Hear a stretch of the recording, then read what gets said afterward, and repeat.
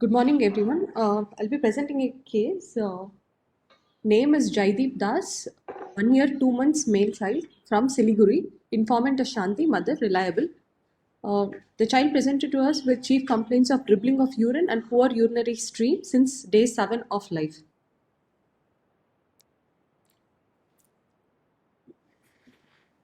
Coming to the history of presenting illness, antenatally, it was not a booked pregnancy, so no antenatal scans were done. Mother had eclampsia at 9 months, 2 weeks, for which emergency cesarean section was carried out, and baby cried immediately after birth. Baby's birth weight was 2.7 kg. Baby was shifted to NICU because of maternal issues, and it was shifted to mother's side and discharged on day 7 of life. From the time mother has received the baby, mother has noticed poor urinary stream and dribbling of urine since day 7 of life with excessive crying during micturition. They assumed it would normalize over a period of time and seek any medical attention at that period of time. After 1 month of age, it developed fever, for which it was taken to a nearby hospital where the baby was evaluated with scan and referred to higher center for further management. During this episode, the child did not have any vomiting, abdominal distension, loose stools, um, or decreased activity or refusal of feeds.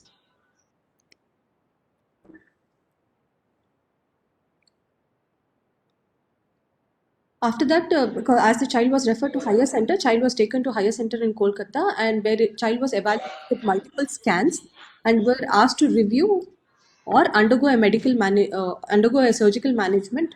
We don't have what was the counseling details, but they lost to follow up after that. They did not receive any kind of treatment. And in this interim period, baby continued to have poor stream dribbling, but there was no history of fever till 1 year of age. Occasional vomiting, non-bilious was there, which was subsided on medication. No abdominal distension. At 1 year of age, child again presented with poor urinary stream, dribbling of urine, fever, which was continuous in nature, associated with lethargy, refusal of feeds, loose stools, and vomiting, non-bilious vomiting. Treated with medication at home, as there was no response, the child was taken to Kolkata, where the child underwent urinary catheter placement and some IV medication. And as per the mother, child improved and child was advised to further management, but the parents got the baby to our institution for further management. There was no history of abdominal distension during this period, no history of previous catheterization other than at 1 year of age, no history of hematuria, no mass per abdomen or swelling at the back, no umbilical discharge noted. The treatment history at our institution, on admission, urinary catheter was placed, evaluated with scans and blood tests and X-rays. Counseling was done for surgery and underwent a surgical procedure on 12th of March, where a urinary stent was made over the abdomen. This is a first child born of non-consanguineous marriage, 1 year after marriage. The baby, when during NICU stay in the first 7 days, child received lactogen feeds, and after that, child was started on breastfeeding with top feeds from day 7 onwards. Exclusive feeding was continued till 6 months of age, and weaning was started at 6 months. Now is on modified family diet. Child is immunized up to date, and developmental history is attained milestones appropriate for age. To summarize at the end of the history, this is a 1 year, 2 month old male child with poor urinary stream and dribbling since day 7 of life with query recurrent urinary tract infection. Now, status post urinary diversion. Possible causes will be bladder outlet obstruction, the most common being posterior urethral valve, or rarely congenital urethral stricture or urethral atresia. Other causes would be neurogenic bladder, bilateral VUR, or bilateral ectopic ureters.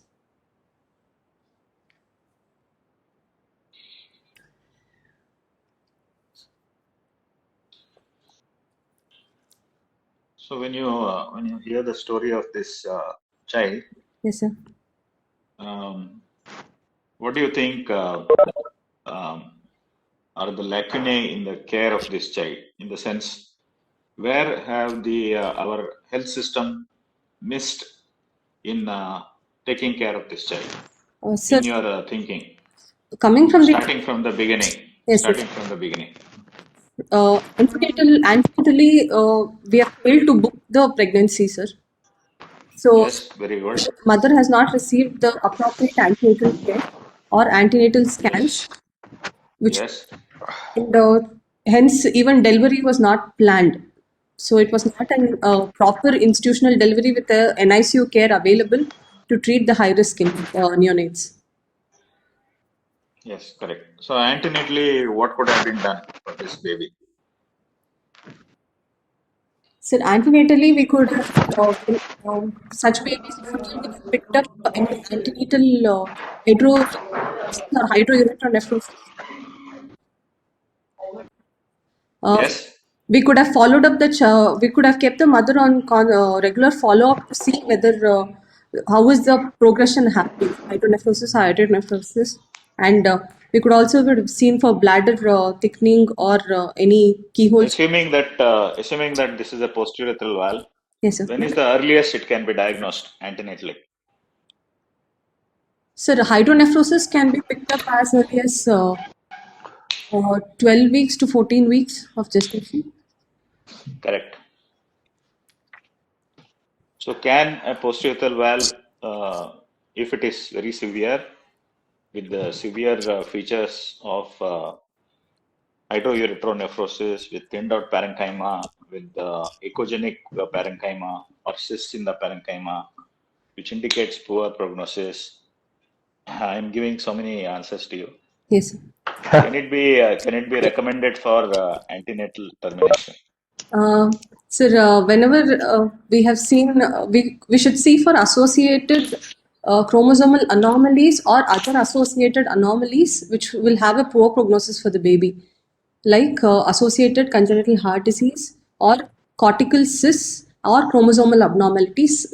If these are there, then No, no, no. What will be the indication of future very bad outcome in a baby, either at birth or later in infancy and later in childhood?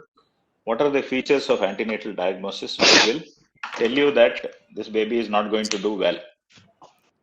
sir, cortical cysts, Hmm. gross hydroerythronephrosis, Hmm. oligohydramnios. Yes, very good. Oligohydramnios is the key, sort of feature which will make you think that this baby is not going to do well. Yes, sir. Then, as you said, thinned out parenchyma with cysts and echogenic parenchyma. Okay, Yes, sir. and of Uh, course, features suggestive of bladder outlet obstruction Yes. and very early diagnosis. Yes, Ramesh. yeah. You said antenatally, if there are, you will do a karyotyping to look for associated anomalies, associated genetic anomalies. Are they very common? Sir, only we have to look for other soft signs in the form of either increased nuchal translucency or congenital heart disease. If any of these is present, then it becomes an indication for Is it a karyotype. known, no, no, what I'm asking is it a known association or it simply is saying that, okay, if these things are there is an additional morbidity? Additional morbidity, sir, not known association. Okay, not a known association. So what I'm saying is, again, here I'm sure I'm going to differ with Dr. Ramchandra sir, who says he believes that all patients with any antenatal anomaly may have to have a chromosomal analysis. I'm not very particular. For example, if there's a child with a PU wells, you're going to look for it. Okay, associated genetic abnormalities may not be that common. So your prognosis is basically based on, like what Ram sir said, about echogenicity of the kidney, and most important is oligohydramnios or a reducing amount of liquor on serial scans. Okay. Yes. And when you're talking about termination, you should also talk about legal implications in our country. Okay. Yes. So you should say that, okay, if it is in a legally permissible stage, early diagnosis with a reducing liquor volume, with a loss of echogenicity, we can consider counseling for termination. We're not going to advise. Okay. Okay, sir. One. Number two, when you're talking about antenatal hydronephrosis and about prognosis, the thickening of the bladder, progressive hydronephrosis, do those things actually matter? No, sir.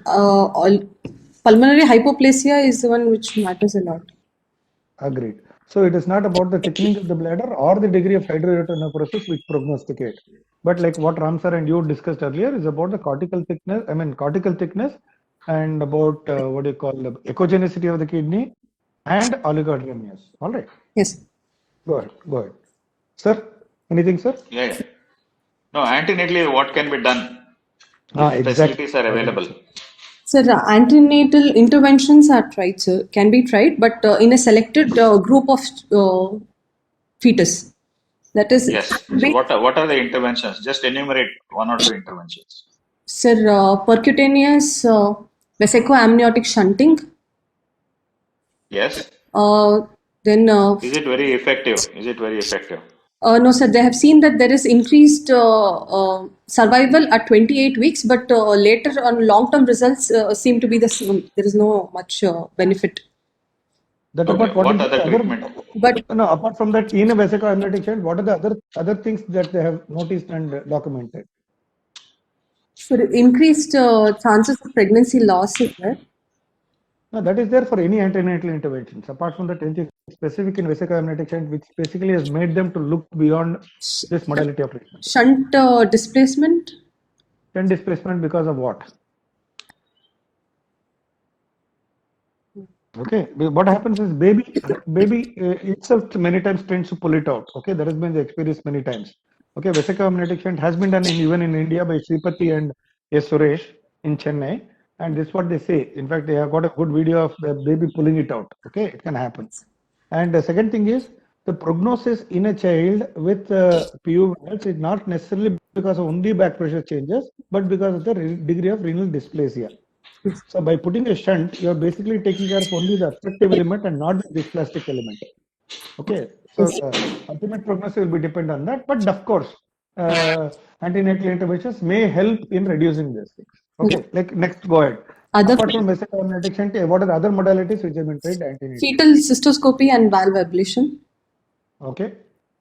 So how is the cystoscopy done? Just basic steps. Sir, from the bladder, it's antegrade, but Antegrade. I don't know the proper steps. Yeah. It is an antegrade scopy done with a flexible scope, and you need to anesthetize the baby also for this because it's a painful procedure, and also baby will move. So you have to wait for the baby to present itself for the in a proper way. Sometimes it can be abandoned on a day which it is planned to do because the baby is not presenting. So a lot of patience is required for this. So what you said is correct. So it is an antegrade procedure, and this is probably done. Has got the best outcome so far. Okay. And as a corollary of that, what would pediatric surgeons and pediatric urologists recommend to the pregnant mother when they see a patient who is on follow-up or antenatally diagnosed, most likely post-urethral valve? Because in our country, you cannot reveal the diagnosis very, very categorically. Because if you reveal the diagnosis, you are revealing the sex of the baby. Yes, Okay. So you just reveal the fact that there is some problem in the bladder and there is a chance that the kidney will get damaged if this bladder problem continues. Yes. So if this continues throughout the pregnancy, there is a chance that the kidney will suffer more and more. So what do you recommend to the family? Especially when, nowadays with the single babies and limited number of babies the mother is planning to have. Sir, We're not talking about termination and all. yes. We're talking about care of the baby. Closer follow-up of the child, of the mother during antenatal period and planned institutional delivery with a proper NICU care with a pediatric surgeon facility availability. Would you recommend a delivery or a late delivery? A term delivery or a preterm delivery? Term delivery or is it planned delivery? No, that is what I wanted to get out of you. It is not a term delivery which is planned because you can deliver viable in the sense really good healthy fetuses at 36, 37 weeks of gestation. Okay. Okay. Yes, sir. What is it that I would So- like to add? What is it that I would like to add is as much close to term as possible, but not too preterm. Okay, basically you have to balance out the risks of preterm delivery versus the benefit of reducing the dysplasia. All right, back pressure changes. So, for example, So by delivering them at say 36 or 37 weeks, you are sort of countervailing the 3 to 4 weeks of obstruction which occurs in utero for this baby. Yes, sir. So that much time you gain over this baby. So that Because is the I am advantage saying which was said to be of use in some series by pediatric surgeons. But on the flip side, I have known of obstetrician who insist on delivery at say 32 weeks. Okay, at 32 weeks you deliver. In fact, the benefit of early delivery is more than offset by the risks of preterm care. Okay, so you need to balance out only the risks of prematurity as well as this. So it depends on the setup that you have. The earliest that you think the child can be handled well postnatally by the neonatology and your setup, you can deliver the baby. Okay. Okay. Where else is early delivery propagated by pediatric surgeons? In which other congenital condition? Before term, sir. Yes, around the same time which I am propagating for, which I am proposing for postnatal valve. 36, 37 weeks, around that time, steroided, completely booked, followed up, counseled in a good center where good antenatal, good postnatal neonatal care is available. And also, Sir, abdominal good wall care defects. is, what is that? Abdominal wall defects, omphalocele and exomphalos. CDH. Somebody whispered at the background. That is the answer. Which one? Which abdominal defect will you do it sooner? Is it exomphalos or gastroschisis or both? Gastroschisis. Gastroschisis, you can do it early. Yes. To prevent the deleterious effect of amniotic fluid on the exposed bowel. That is a sort of a very iffy sort of situation. But where I have practiced this very often in my practice. Antenatally diagnosed condition. Somebody whispered at the background. CDH. CDH, yes. See, wherever there is a pressure on a vitally functioning organ, like a lung or a kidney, then you feel that if you probably gain some time by reducing this obstruction over a certain duration, you will probably have a better physiological outcome. Yes. That is what is the thinking. Okay. I don't know how much it has helped, but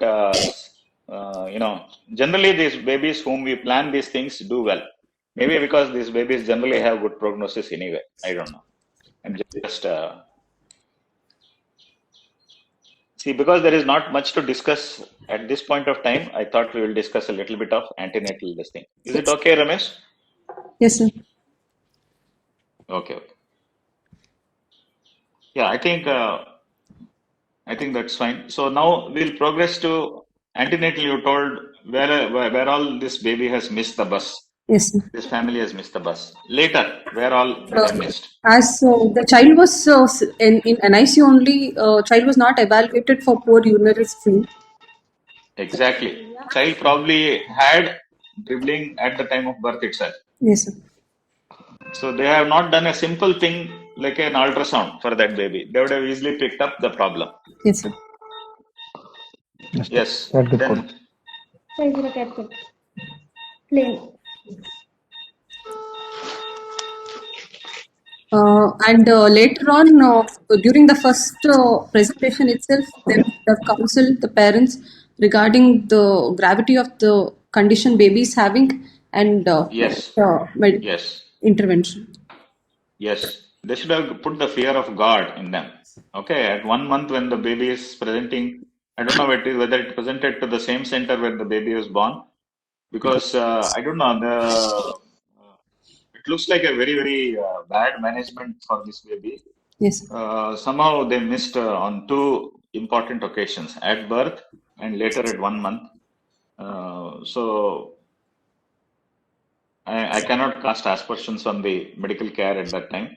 But anyway, the surgeons, the physician, the treating doctor should have put the fear of God in them.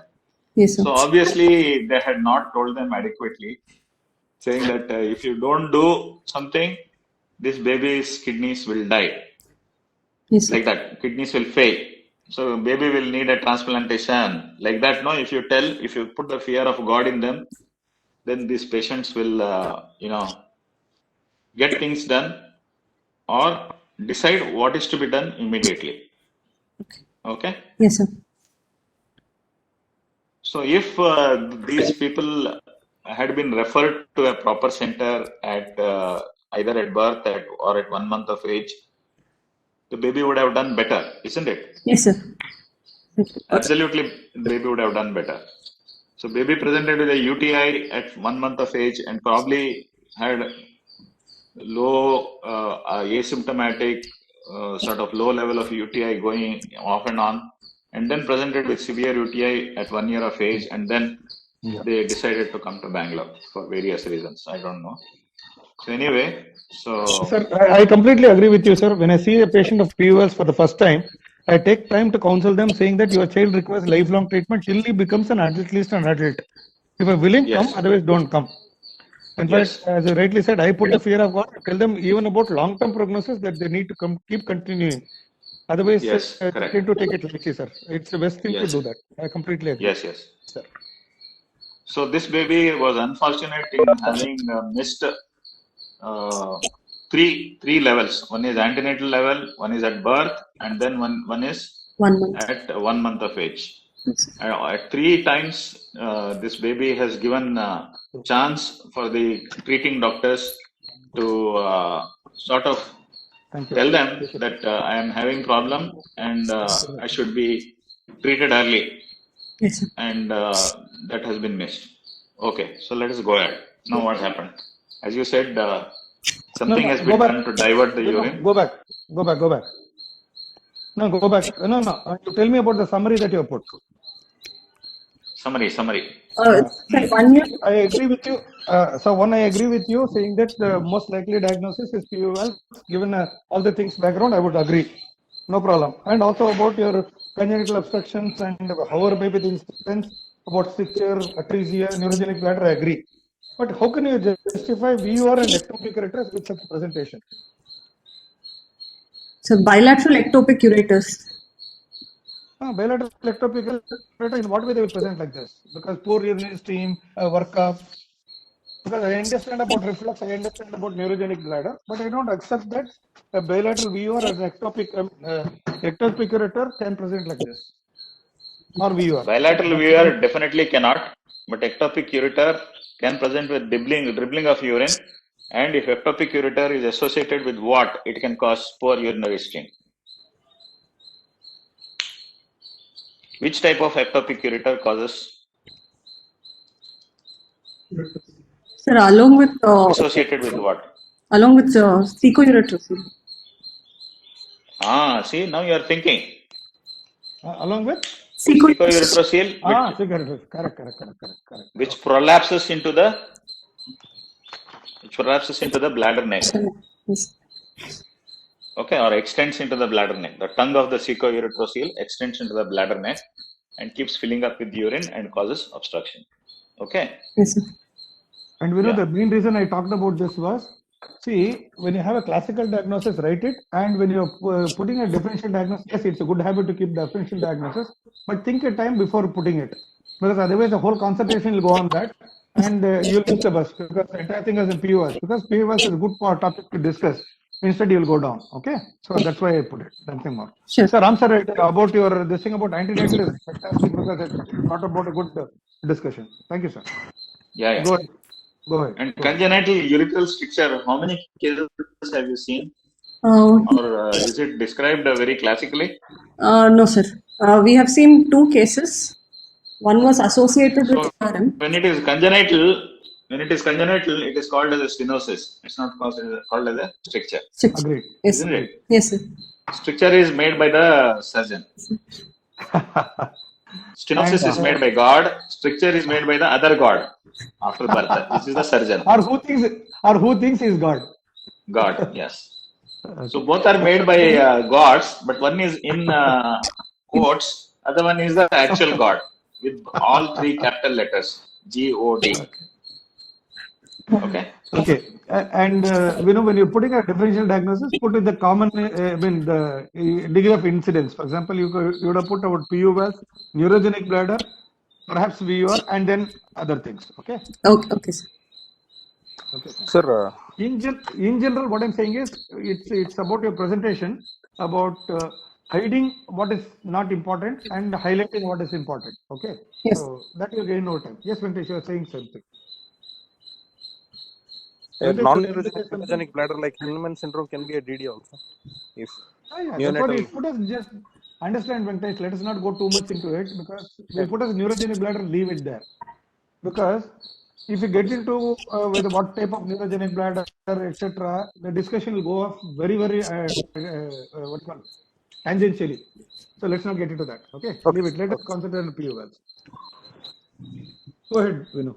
Sir, Yeah, go ahead. Yeah. on examination, this is a 1-year-old male baby who is alert, active, and comfortable on mother's lap, with a heart rate of 110 beats per minute, blood pressure of 90 by 50 millimeters of mercury, which is normal for this baby, respiratory rate of 27 per minute, and weighs 7 kg, which is less than 5th centile, and length is 74 centimeters, which is also less than 5th centile. On systemic examination,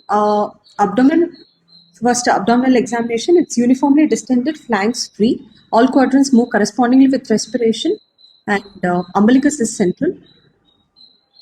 And what was seen was there is a loop stoma with well-formed bridge with good maturation in the right iliac fossa.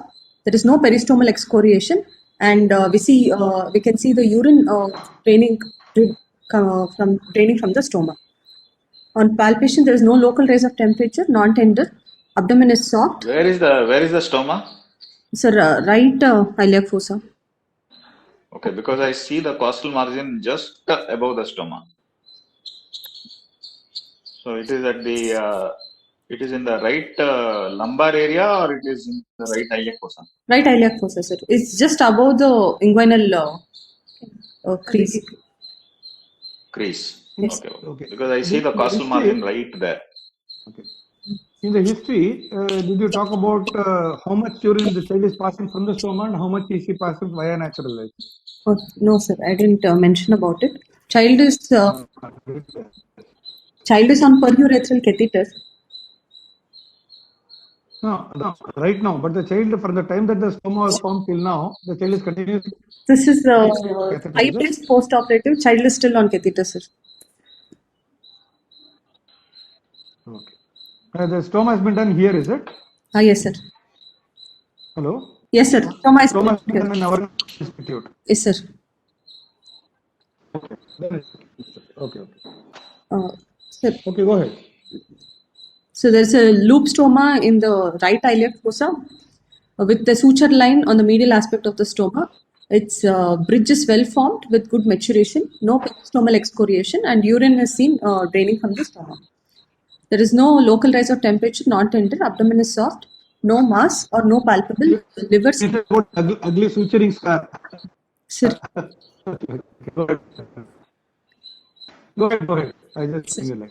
Okay, go ahead. No free fluid, bowel sounds are heard, renal angle are free, they're dull on percussion, and anal orifice is normal, external genitalia is normal with bilateral descended testes and physiological phimosis, spine is clinically normal.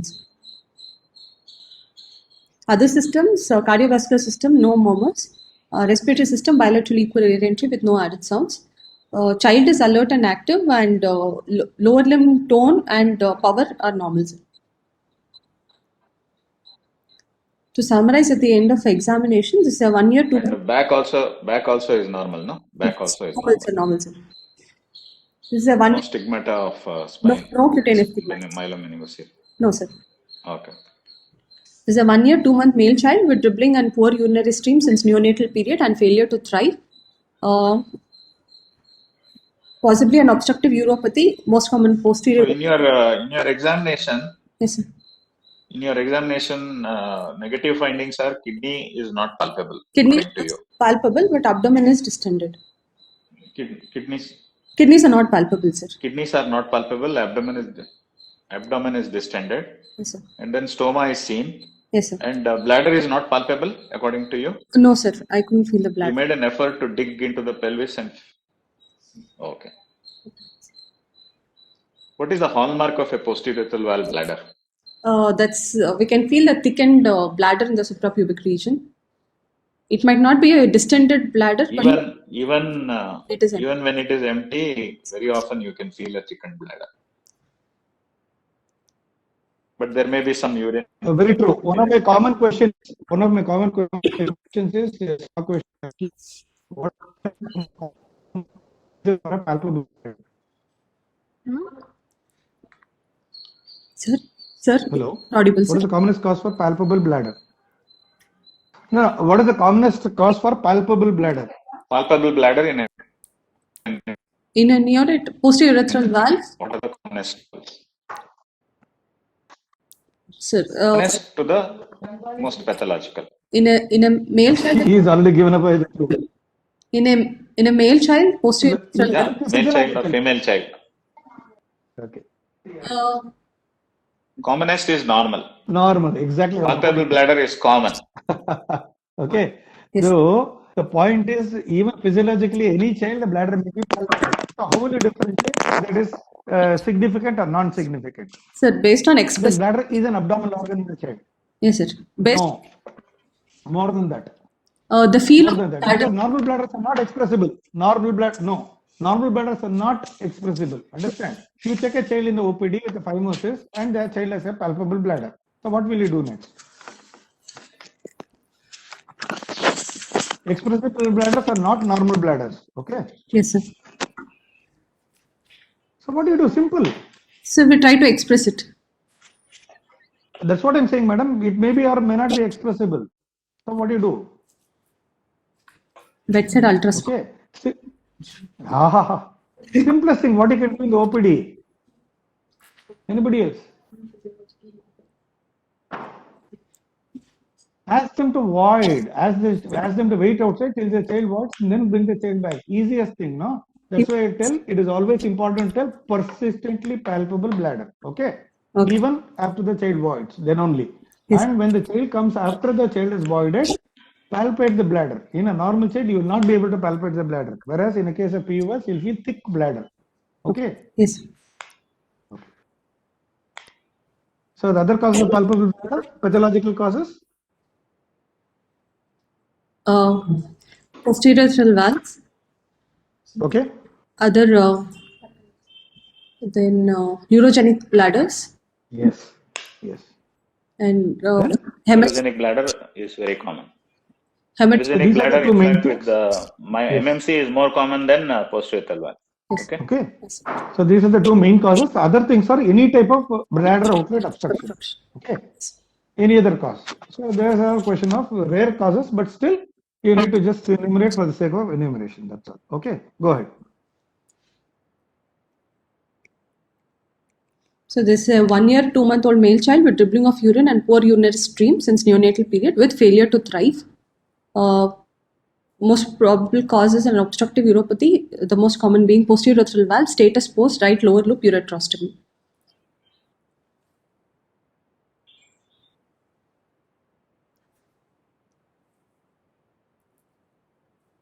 Again, you are putting that bilateral VVR as your differential diagnosis. Should have removed it, sir. Sorry. So ectopic ureter would be more appropriate Yes, sir. than bilateral VVR. Yes, sir. Congenital Again, urethral stenosis. And in a case of VUR or neurogenic bladder, the urethral stricture, what is the procedure more commonly done than in ureterostomy? Vesicostomy. Okay, so is there a role for doing ureterostomy in a child with any of these conditions? PUS, reflux, neurogenic bladder, stricture. If you do it, why do you do it? And what is the justification? Sir, probably the child is catheterized and we don't see much of improvement with respect to improvement in In UTI, that case, will you do right unilateral ureterostomy? refluxing ureters. So it is a reflexing. Unless the child has got a bilateral or particularly right-sided VU reflex, no point in doing any of these diversion procedures. But if the child has got a gross right-sided VU reflex, you may still tend to do. Why is it that you may choose ureterostomy versus your vesicostomy in these cases? Plus and minus of both of them. Sir, Am I clear? yes, sir. Because it is supravesical diversion, the improvement will be much faster, and Okay. because it's a gross reflex, there is a lot of redundancy in that system. So, faster recovery from urinary tract infection. Okay. But on the other side, the problems would be reconstruction required later on. Second procedure. So what do you mean by supravesical diversion, and what is the rationale behind it? So supravesical diversions are either ureterostomy or a pilostomy done. The child doesn't improve on perurethral catheterization, probably because of vesico-urinary junction problems, which are more. The child might not improve on catheterization. Then there is a rationale. Is a child, see a child with PULs comes and you put in a perurethral catheter and you say that the parameters don't improve. You feel that the commonest reason is because of VUG obstruction? What is more likely? More likely would be the dysplastic kidneys itself, sir.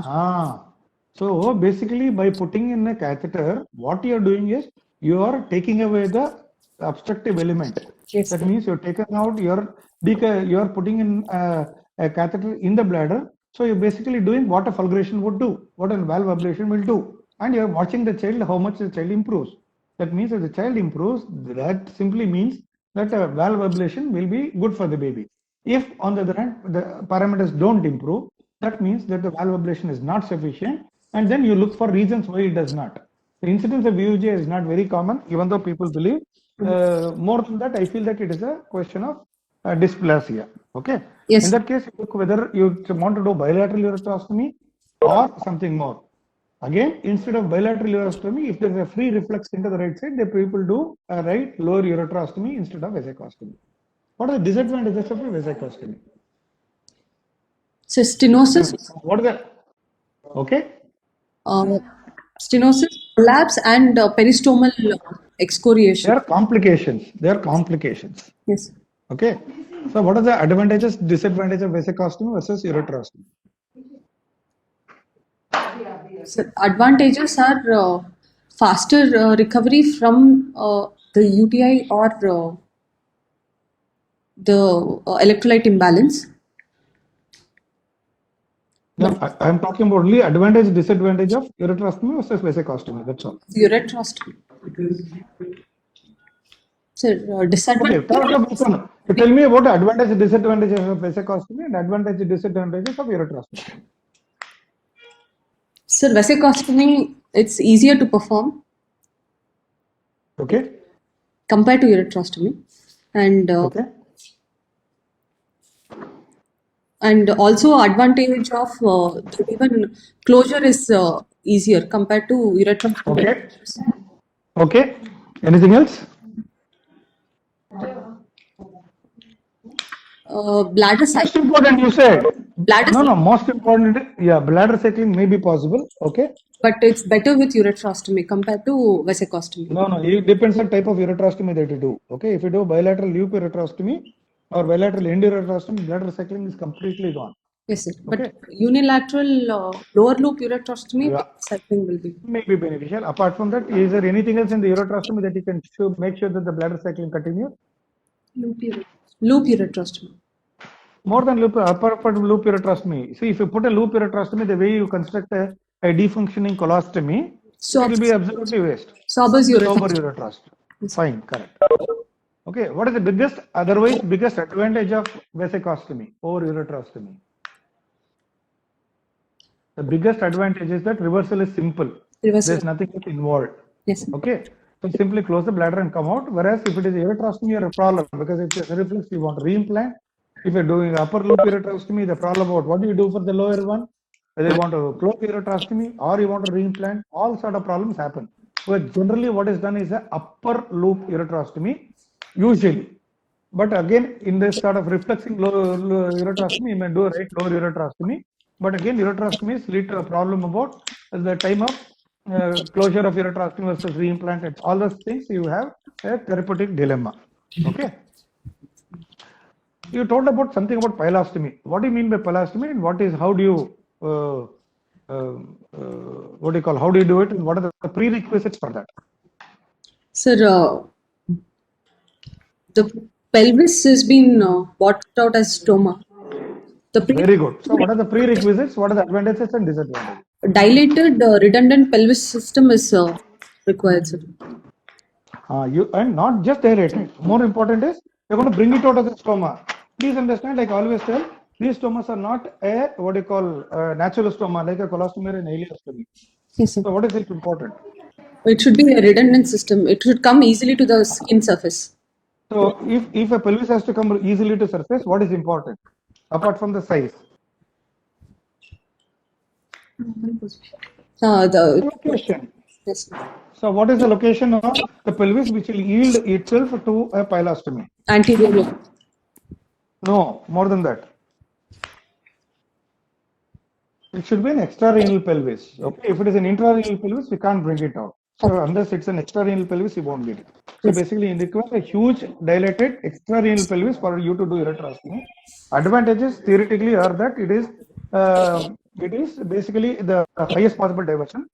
Disadvantages: patient selection is poor, closure is difficult, technically extremely demanding. To that extent, pilostomy is by and large fallen out of favor. I have never seen a pilostomy in my 25 years of practice so far. Yes. So it is reserved, used to be done, but it is gradually fallen out of favor. Okay. Okay. Same thing again.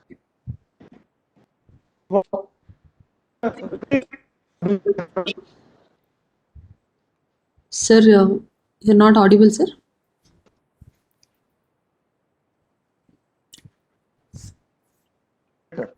Sir, you are not audible, sir. The question was not audible.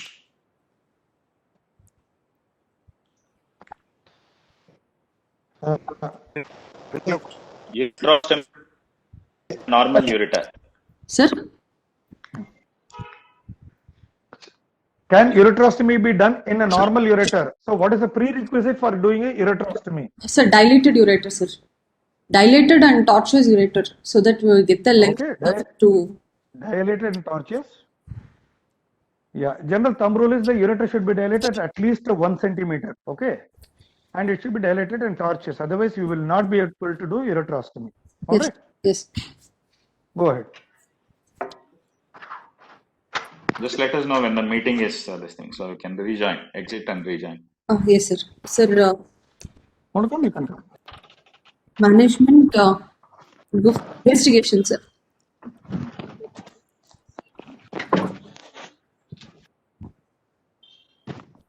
Sir, I would like to know Go ahead. Go ahead. Go ahead. Go ahead. Sir, first is I would like to know the previous scans if they are available, sir, which were done at 1 month of age and 1 year of age outside. Review the treatment, what was done in Kolkata. Next, from Good. center, I would want to Do you know. have access to them? Are they available? Sir, outside scans. The ultrasound done at 1 month of age, it showed right kidney showed enlarged right kidney with grossly dilated pelvic calyceal system, grade 4 hydronephrosis. Cortex is thinned out. AP diameter of the right pelvis is 2 centimeters. Left kidney is normal in size, shape, position, and outline. Cortical echogenicity is normal. Corticomedullary differentiation is maintained. No calculus, mass, or hydronephrosis seen. Urinary bladder, there is diffuse thickening of urinary wall bladder seen. What is the thickness of the urinary bladder? They have Have not you mentioned? no, sir. They have not mentioned the urinary bladder. Okay. Oh, okay, fine.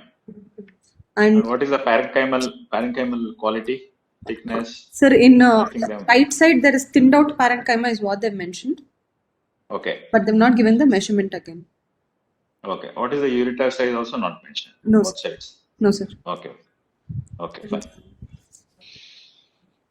Okay. So what does the investigation here reveal? Sir, here first are lab investigations. I couldn't get access to the VBG. Total counts were normal, sir. Hemoglobin total counts and platelet counts were normal. Creatinine at admission was 1.46 with urea of 147. And electrolyte sodium was 157, potassium 5.84, and chloride was 102. And urine routine showed 12 to 15 pus, but cultures were negative, no growth.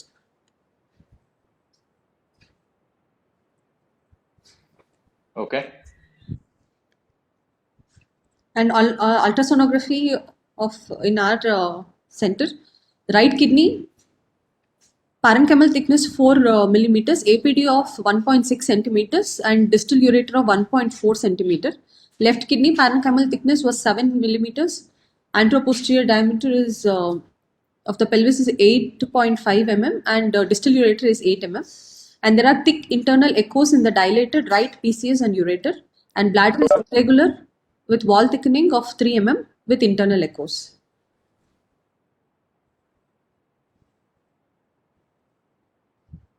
I would expect the wall thickening to be more the way they have described it. Yes, sir.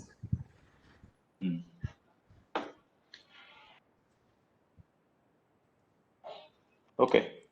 So then So what else was done? MCU was done, sir. After the urine cultures were negative, this is the scout film, which shows bowel gas shadows are there. This is the place of the X-ray being exposed from lower chest up to upper part of thigh.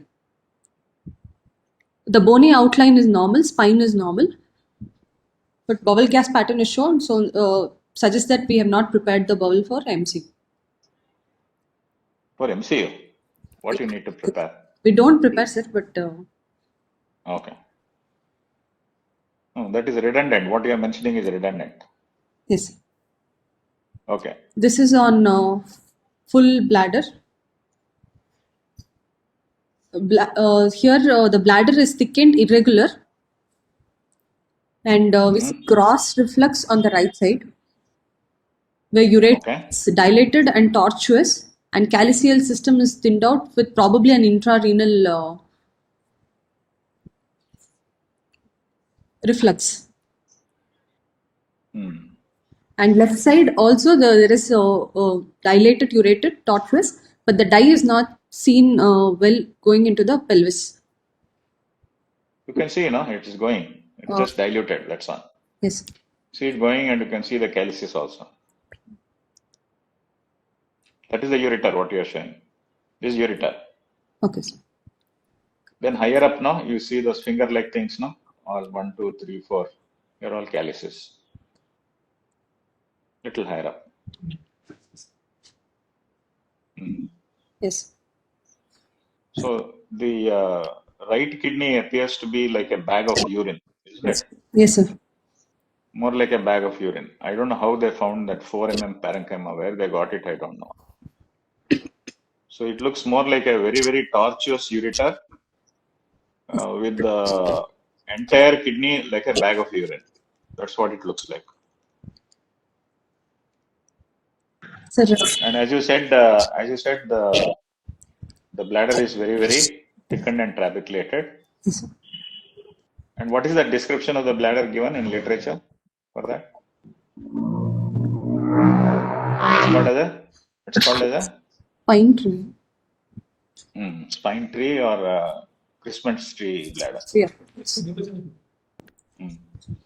And this is the picturating film. You can see the posterior urethra is dilated. Yes. The catheter is still in situ. Probably that's why the stream looks okay, sir. But otherwise, we don't expect to be of this caliber.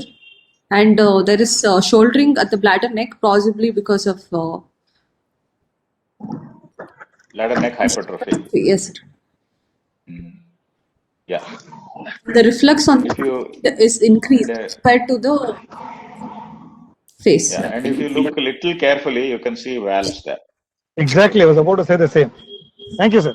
Thanks for pointing. You can see the valves if you look little carefully, and also the impression of the verum antenna. Yes. Dr. Raju Savji has joined us. So, anything, Raju, so far in the discussion you felt we missed out? I was getting a void intermittently. Don't know whether it's correct. But Oh, okay. what other besides or in OPD examination, clinical examination can differentiate between posterior valve and neurogenic bladder? Can you answer that, Vino? Sir, A very basic surgical examination, which probably not told here. You have Sign. not described it. sir, Sign differentiate between. spine examination, cutaneous No, stigma. that's okay. I think Dr. Ram asked you about that regarding stigmata of things. More common, we generally tend to avoid that exam. I am giving you a clue. Sir, rectal examination. Yes. So, in a 1.5-year-old child, I'm sure the changes would be appreciated on your sensitive index finger. Okay, sir. What is that? Sir, if the thickened bladder neck, probably I'm not sure. Sir. No. More than that. See, when you're thinking of posterior valve, Yes, sir. the posterior is described as elongated, dilated, and usually with some degree of hypertrophy, and very easily appreciated against the back of pubic sympathy. So, hello? Yes, sir. Audible, sir.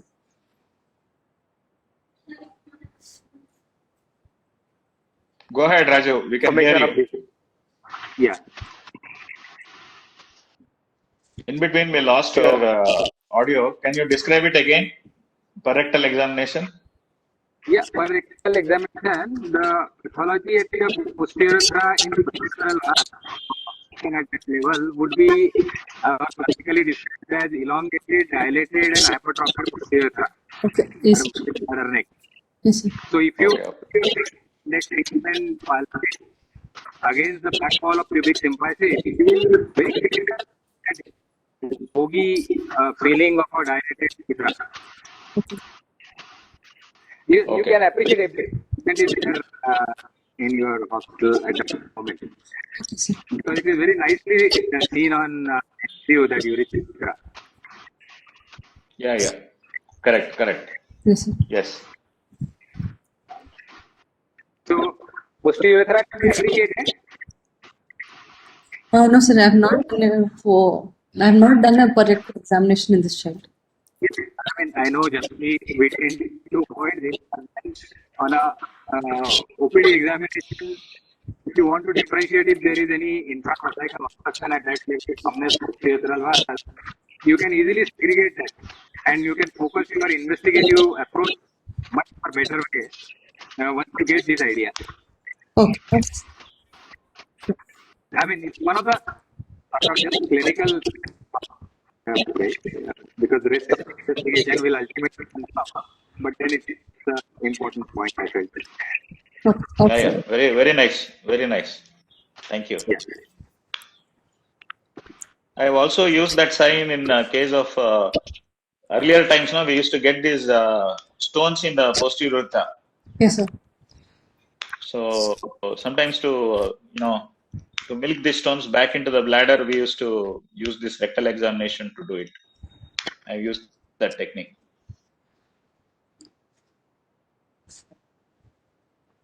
Okay, so what are the treatment options for this baby? Sir, cystoscopy and posterior urethral valve fulguration. Yes. Other options would be vesicostomy and ureterostomy, sir. Tell me the pros and cons of each one of them.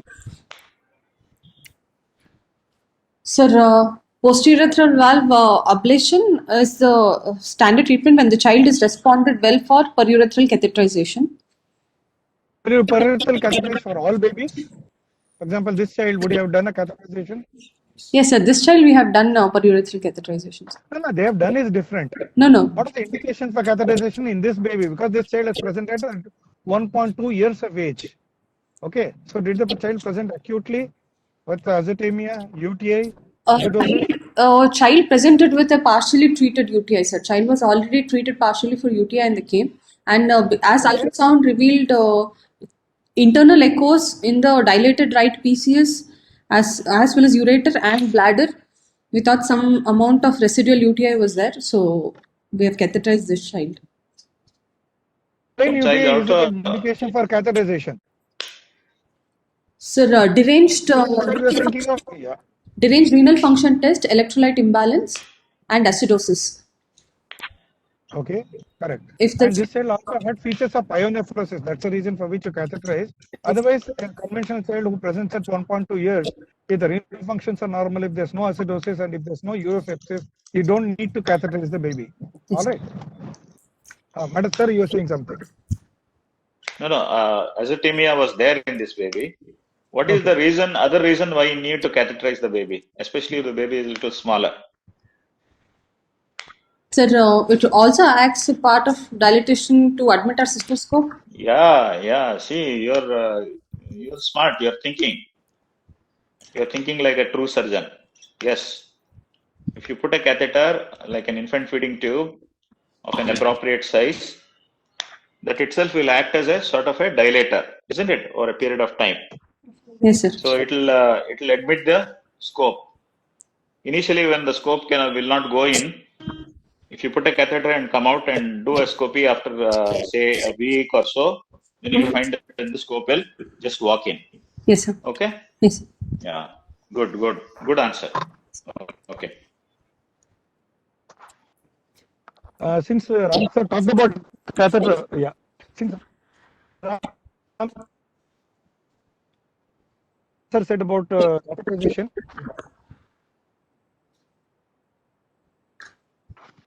Sir, not audible. No, Binu, since Ram sir talked about catheterization. Yes, sir. Okay, since Ram sir talked about catheterization, would you prefer a Foley's catheter or a feeding tube? Sir, feeding tube, sir. Foley's catheterization Why not a chances of it coiling and we tending to inflate the bulb in the posterior urethra. Foley's catheter will not coil. Yes, sir. But The bulb may slip and come to the posterior urethra, so it is better. Yeah, so it's better to put a feeding tube. Fair enough. Agreed. Go ahead. Sir, other treatment options, vesicostomy is considered in very small infants when it doesn't, when the urethra will not admit the cystoscope, or the child is having severe UTI not responding to adequate medical management. UTI as well as electrolyte imbalance. And post-fulguration status, if child is coming with recurrent UTI, vesicostomy can be considered. This becomes the indications for vesicostomy in a child of posterior urethral valve.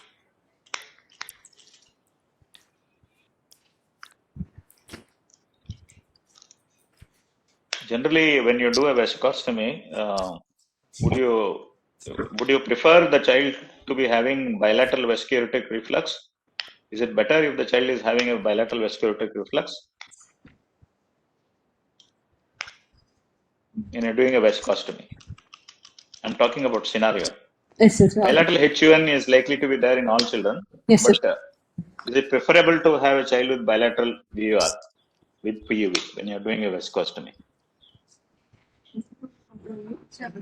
Yes, sir. Yes, no? Yes, sir. Most of the times they'll Yes. have a vesicuretic reflex.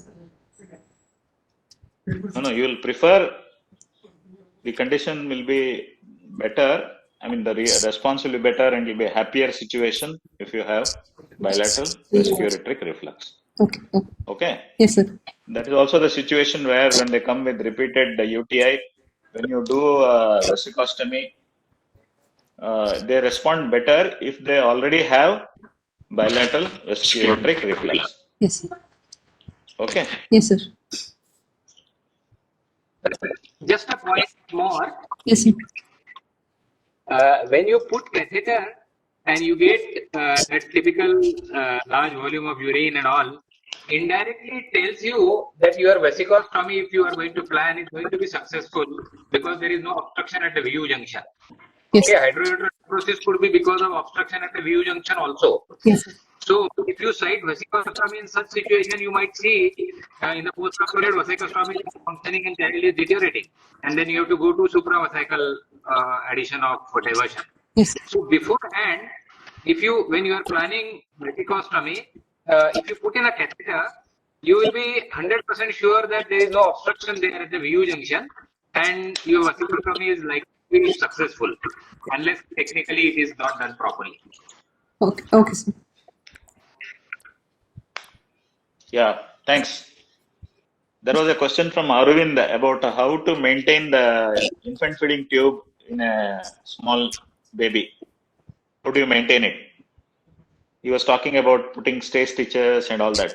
Oh, no, sir. You just tell your protocol, IGICH protocol.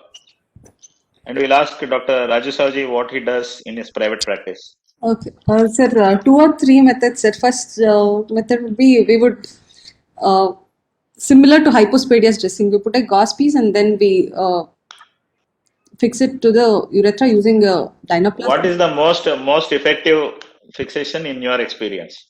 Sir, sandwich technique, sir. Put a gauze piece, then in between is the phallus with the catheter, and then one more gauze piece, and then strap it to the lower part of anterior abdominal wall. Lower part of the anterior abdominal wall. Okay. Raju, anything you do to get a to make the catheter stay in place? Dr. Savji? Good question and situation one tend to feel to experience quite oftenly, particularly in smaller babies. What I use is just apply tincture benzoin, say just in the pubic area and on sides of penis and scrotum, and simple our micropore dressing 1 inch. If you apply all that, part of it is depending on the that hypogastric area, and part going entire area on the other side on the catheter also is gastric. So if you apply it from 2 sides, it will get nicely sort of fixed with the catheter, and tincture benzoin really helps in adhesiveness and other aspects. Yeah, I agree that putting a stitch on the prepuce, etc., is very cruel and very primitive. I'll be more than happy, as you rightly said, the best method is to fix the phallus along with the feeding tube. Okay, that means you put it on the anterior abdominal wall, whether you put a gauze piece or not. Fix the whole phallus along with the plaster, with a broad plaster should be sufficient. Some people even use a tincture benzoin to make sure that the adhesiveness of the sticking is better. But it's up to you. But anyway, secure fixation is very important. Most important, so that you don't need to re-catheterize, because the chance of infection is much more every time you catheterize the baby again. Yeah. Arvind was telling that repeated pulling out of the catheter. So best is to do is don't leave any of the catheter being seen out. Or for the catheter to be out, any loop, so that the baby always has a chance of grabbing anything which is around it and trying to pull it out. Correct. So catheter will not have wings and legs and all that. It will not walk out. So it has to be human effort for it to be pulled out. Okay. And another thing, that's what we do in hypospadias. We completely bury everything so that there is no incentive for anything to be pulled out. In addition, another common reason why it comes out, not necessarily in POS but other places also, is to fix the catheter on the thigh. When you do that, actually when the thigh keeps moving, one, there's a possibility of it coming out. Number 2, there's a loop. 3, most important, it tends to sort of irritate the trigone. So it's best to avoid fixing any catheter on the thigh. Fix it on the abdominal wall, which is fixed. Yeah. And these newborns love that cycling movement. No, they do that cycling movement. The cycling movement will pull the catheter out. Exactly. I agree with you. It's better to fix it to a non-mobile area like the hypogastrium. Best. Just a interesting point I would like to add regarding fixation. If you take a sort of a small, say, 2 or 3 inches and 1.5 inch wide, whichever sticking plaster, uh, and then make a mesentery there. You know, Ram, what I hello? Yes, sir. Am I audible? Sir, your voice is breaking in between, sir. Yeah, now you are audible. Yes, sir. Just make a mesentery and then fix that sticking plaster, and top of that add another sticking plaster which will take care of that mesentery and catheter.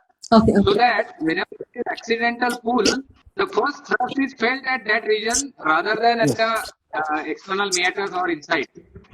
Yes. Yes, sir. Yes, So yes. Correct. that will prevent easy slippage of catheter. Okay. Very true. Raju. Type of Raju? hello. Yeah, go ahead. Same type of sort of application of technique I use for intercostal drainage tube, particularly smaller babies and those one without self-retaining properties of catheter, because eye of the catheter comes out in the dressing and the air starts sucking inside the pleura. So because of baby's movement, they will fix it to the sort of crib or open gas system or cot. So this type of a dressing which I felt, instead of that flower dressing to fix it, is making a mesentery and fixing it prevents displacement of catheter. Yes, Raju, yes. Raju, on a lighter note, I never thought that you are at pubertal level. Your voice is breaking. Okay. Okay.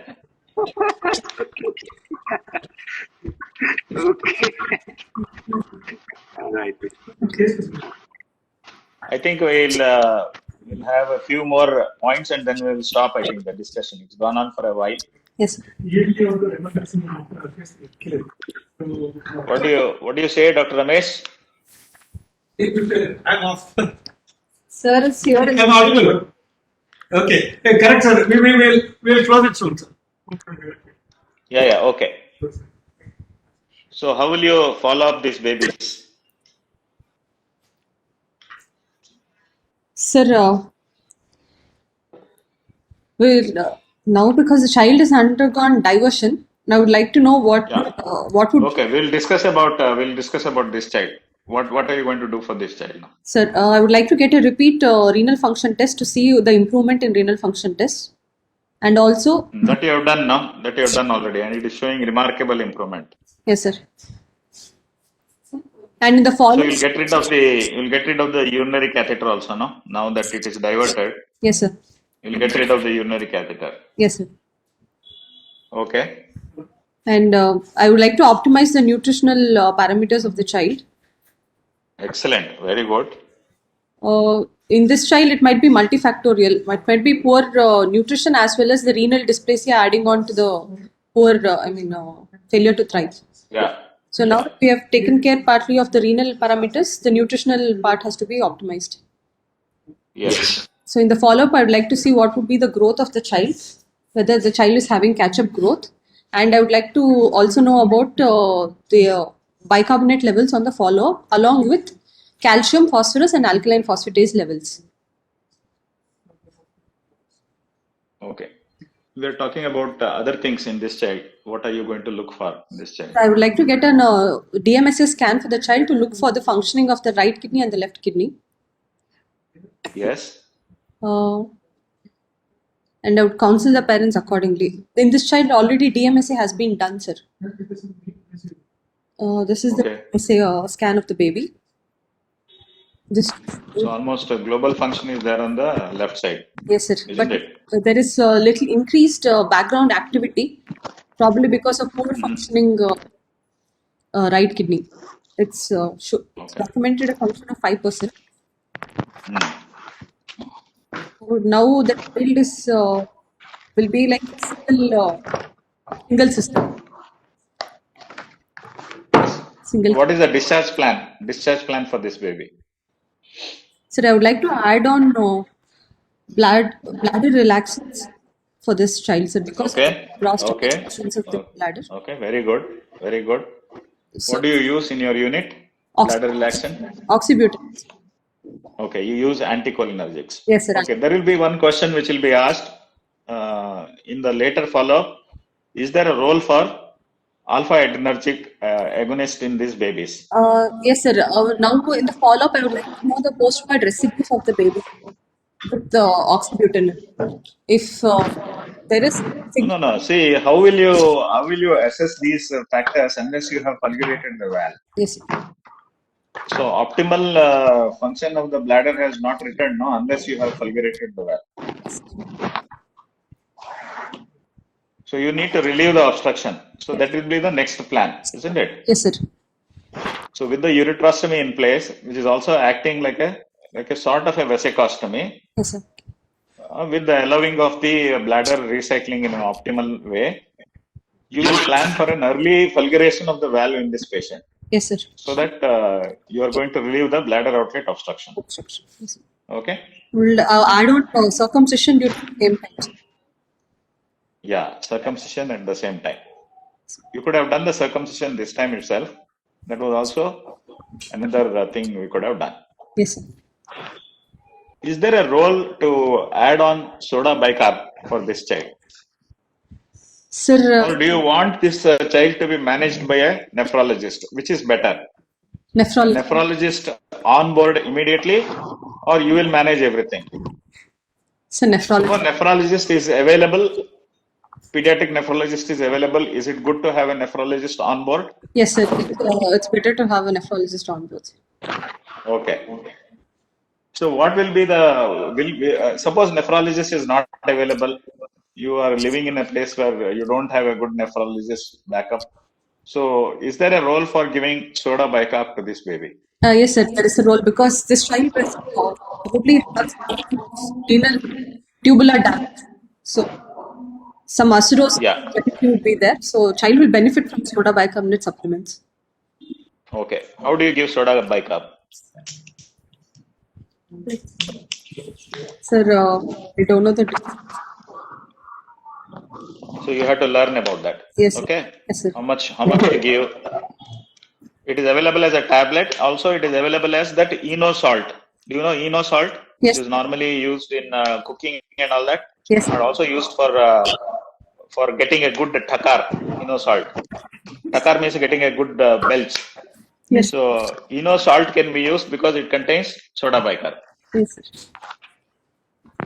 Yes, My Ramesh? question is, yeah, we know in case you don't start the child on soda bicarb and you discharge the baby, Yes. okay, what are you going to look for to in the post-operative period? I mean, in the follow-up to say that this child may require soda bicarb. Sir, What happens if you don't give soda bicarb? venous blood gas showing low bicarbonate levels below 22. Understand? Apart from the lab test, is there anything else clinically which is going to tell you? Polyuria, sir. Polyuria, more than that? It's not about a polyuria. Very important question Dr. Ramesh is asking. Very important question. Sir, breathing As a pattern, clinician, acidotic breathing. no, that is extremis. When the child goes into extremis. What are the subtle signs you'll pick up in the OPD? Okay, I'll put it this way. If you don't give soda bicarb, what will happen to the baby? Child will go into acidosis. So because of acidosis, what will happen? What will happen to the growth of this baby? What will happen to the bony skeleton of this baby? Okay, so renal rickets. Yes, the child's bicarb levels will come down. The child's growth will be affected. Yes, sir. You'll see that the child's growth pattern and the weight is poor. Okay, so that is the one which is going to indicate. Yes, sir. Then you go to get a blood gas to check it. All right. What is the current thinking about protein in a patient with renal function impairment like this child? What is the current thinking of protein? Protein. No, protein. Protein, can it be given? Should it be restricted? No, Or should it be given? It can be given, sir. It should not be restricted. Yes. It's a very important thing you should know because all the this is a very important exam question. Yes, sir. Protein restriction should never be done in pediatric renal disorders. Okay. Okay, as an Every extension, nephrologist will do that. why was protein restriction advocated in the first place? Sir, because it would put extra load on the kidney and precipitate azotemia was the earlier thinking, sir. That apart, one more thing is that microalbuminuria is one of the poor prognostic factors for a child with PU valves in the long term. Okay. Okay. And plus, as you said, protein overload may lead to other things. So that's why. But right now, the child's growth is most important. That's the reason for which we say that you have to give protein supplements and you cannot stop it. Yes. I think we should probably stop now. I will ask Dr. Raju if he has any points to make, and then we will stop. Yes. Maybe calcium also. Soda bicarbonate calcium. Calcium also. Calcium with vitamin D. Calcium. Calcium. Okay. Calcium carbonate may be better. Yeah. Usually in Vellore we used to give calcium carbonate. Carbonate, yeah. Okay. You can give Sodamine tablets, you can give soda bicarb oral, or you can give calcium also, sir. Yes. Calcium also. Okay. Okay. And in case Anybody has any? And in case if there is no diversion, prevention of constipation is very important, Yes, sir. Yes, sir. because constipation can trigger urinary tract infection. Yes. That is a very important thing, because otherwise most of the children, they may not go for 1 or 2, 3 days for potty, and can result into triggering of recurrent urinary tract infection. Okay. So if there are no more questions, no more points, shall we end the session? Dr. Ramesh, Dr. Raju? Yeah. Yes, sir, please. we will end the session, sir. We will end the session. Okay. Very nicely discussed, Vino. I liked your, presentation. Yes. And your depth of knowledge and the way you answered. Yes. Thank you. Excellent. Agree. Very good. Agree, Very sir. good. Completely. Congratulations. Very good. Very good. Thank you, sir. Thank you. So we'll end the discussion now. Yes, sir. Thank you, sir. Right.